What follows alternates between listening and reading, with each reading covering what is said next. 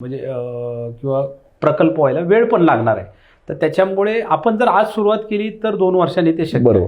आपल्याला आपली पिढी आपण 50-55 लाख लोकसंख्येचं हा पुणे शहर आपण जर धरलं तर 165 लोकांकडे ही जबाबदारी आहे की पुणे महानगरपालिकेतनं आपण काम करून चांगलं काम केलं पाहिजे.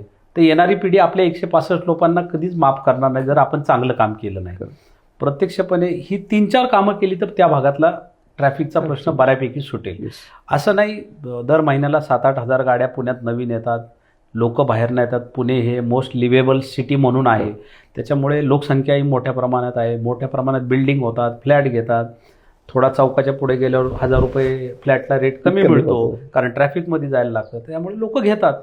पण घेतल्यानंतर त्यांना पण आपल्याला सगळी जबाबदारी, बेसिक काय आहे, पाणी आहे, लाईट आहे. तर आम्ही त्याच्यात तुम्हाला सांगतो की आम्हाला 2017 साली 24/7 एक भारतीय जनता पार्टीने स्कीम चालू केली आणि मी स्थायी समितीला त्यावेळेस होतो. तर त्याच्यात 24/7 मध्ये 81 टाक्या पहिल्याच मीटिंगमध्ये सँक्शन झाल्या.